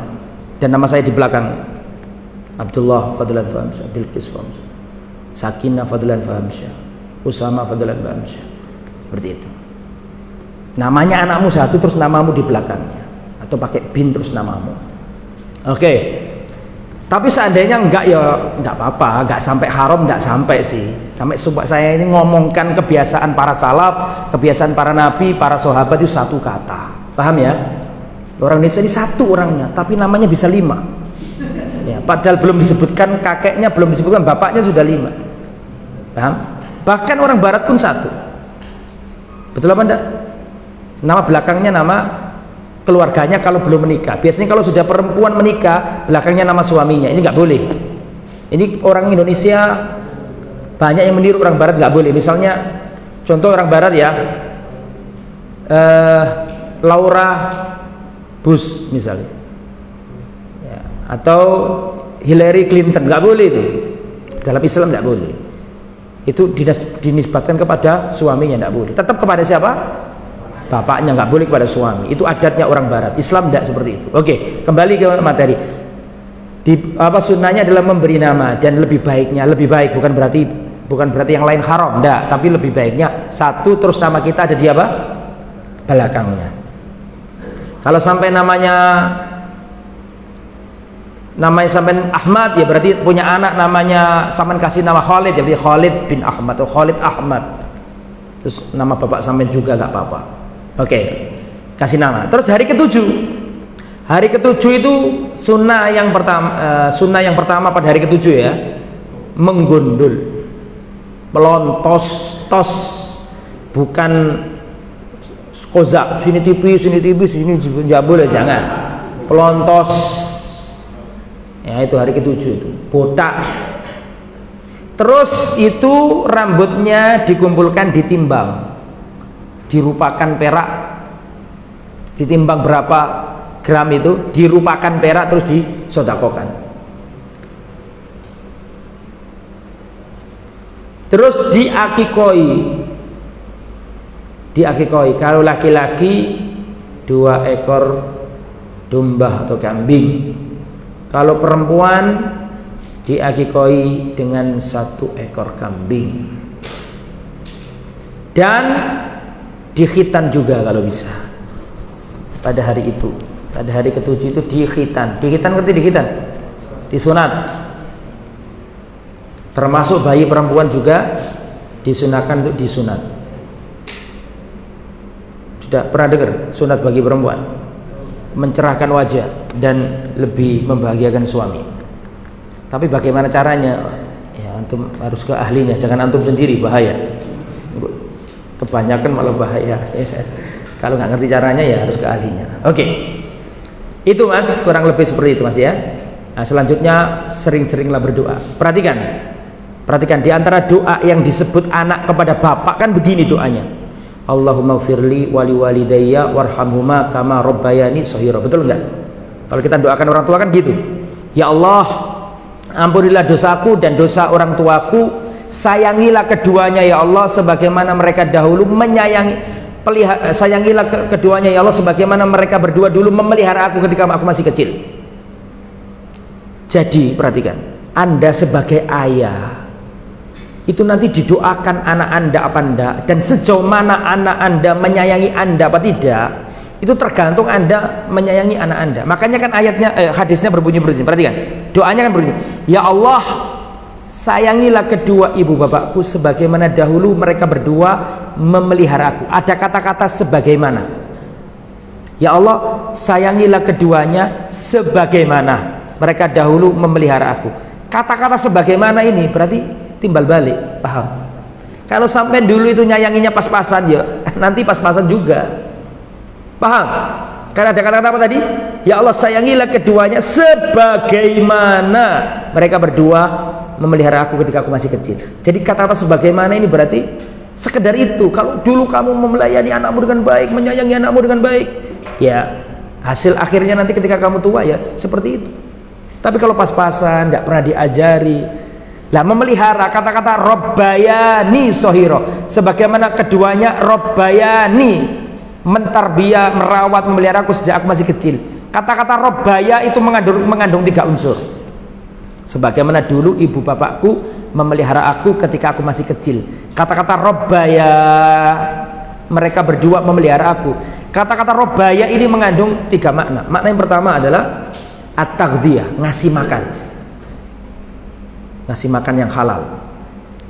Maksud sebagaimana keduanya memelihara aku ketika aku masih kecil. Kata-kata memelihara, robbayani, itu satu maknanya adalah memberi makan yang halal. Artinya kalau Anda ngasih makan yang haram berbahaya nanti. Yang kedua, at-ta'dib, mengajarkan adab, etika, sopan santun. Yang nomor 3, at-ta'lim, mentransfer ilmu, mentransfer dan mengajarkan ilmu. Itu secara umum ya, sunnah-sunnah untuk bayi yang baru lahir.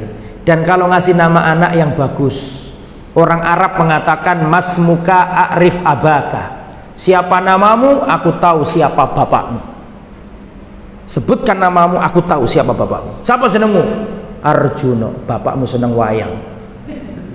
Siapa jenengmu? Ronaldo, bapakmu suka main bola. Siapa jenengmu? Makanya kata orang Arab, masmuka a'rif abaka, siapa namamu aku bisa nebak siapa karakternya bapak. Siapa namamu? Abu Bakar. Siapa namamu? Umar. Oh, ini bapaknya adalah ahlus sunnah, pecinta para sahabat. Paham? Siapa namamu? Hasan. Siapa namamu? Husain. Oh, nama bapaknya pecinta ahli bait. Masmuka a'rifu abaka. Saya punya teman namanya Gareng Bulbul. Mungkin mudah-mudahan beliau nggak dengarkan ini. Kalau di absen sama syekh kita dulu, syekhnya kan dari Saudi. Gareng itu ditulis bahasa Arab kan lu, piye tulis gareng bahasa Arab itu. Gorinj gitu. Gorinj. Padahal nama aslinya Gareng Bulbul. Nah, teman saya itu. Jadi apa namanya, masmuka a'rif abaka, siapa namamu? Bimo. Nah, ini bapaknya senang wayang dulu. Jadi seperti itu. Makanya kalau punya anak kasih nama yang baik-baik, karena nama anakmu menunjukkan siapa dirimu. Wallahu a'lam. Yang lain kalau ada pertanyaan lagi, tafadhol.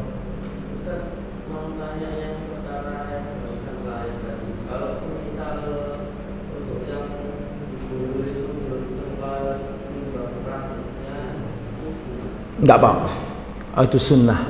Ya sudah, sekarang sedekah aja, enggak apa-apa. Itu kan enggak terlalu mahal juga kan, karena ukurannya perak. Perak sekarang sudah mengalami degradasi nilai. Betul apa Anda?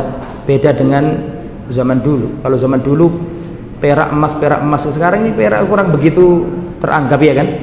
Tapi kurang lebih kalau memang dulu tidak pernah, sekarang diniati, enggak apa-apa. Wallahu a'lam. Yang lain monggo. Silakan. Ini masalah azan bayi itu. Waktu anak saya lahir kan, mertua saya kan suruh saya ngajani. Nah, mertua saya ini beda pendapat gitu loh. Maksudnya azannya panggilan sholat itu sudah azani sampun gitu, padahal belum. Sekadung mas. Ya sebenarnya nggak usah goro, tapi kadung nggak apa-apa, sudah istighfar sama Allah. Itu sama dengan kasusnya adik saya. Adik saya ini berpendapat nggak pakai adzan, sama dengan saya. Tapi dokternya ngomong, mas sampai ini dari jadi ayahnya nggak ngadani, cepat ngadani sini. Saya juga diadani. Dia ngomong, kalau manggil saya kan Cak Ham, Fadlan Faham Syah. Saya dipanggil Cak Ham. Cak Ham, tolong sama sing ngadani. Aku sing dikongkon, ente sing dikongkon. Ki ku loro tenggorokanku. Iki bukan ada nang masjid. Iki ada di bayi cukup. Allahu Akbar, Allahu Akbar. Jadi saking apa ditekan sama dokter itu, nyuruh aku, alasannya Aku gak suka adzan tenggorokan loro. Kan hubungan karo tenggorokan loro iki. Wong cuma bayi dong kok duduk adzan di masjid. Inti ngomong aja sudah, kita nggak pakai adzan nggak apa-apa. Nah, jadi kalau terlanjur ya nggak apa-apa, sudah terlanjur gimana. Tapi kalau mau legowo ya ngomong sama ibu, bu dulu itu kayak gitu. Dulu itu ibu nyuruh apa? Ngadani, sebenarnya saya belum ngadani. Nggak apa-apa, saya sudah terlanjur kok ya, minta maaf aja. Wallahu a'lam. Ada lagi, silakan. Cukup. Kelihatannya antum pengen selesai, cuma sungkan ngomongnya. Ya, saya sendiri yang menyelesaikan kalau gitu. Kita akhiri sampai di sini. Subhanakallahumma wa bihamdika, asyhadu an la ilaha illa anta, astaghfiruka wa atubu ilaik. Wassallallahu ala nabiyyina Muhammad wa ala alihi washabbihi ajma'in wa ahlu da'wana alhamdulillahi rabbil alamin. Wassalamualaikum warahmatullahi wabarakatuh.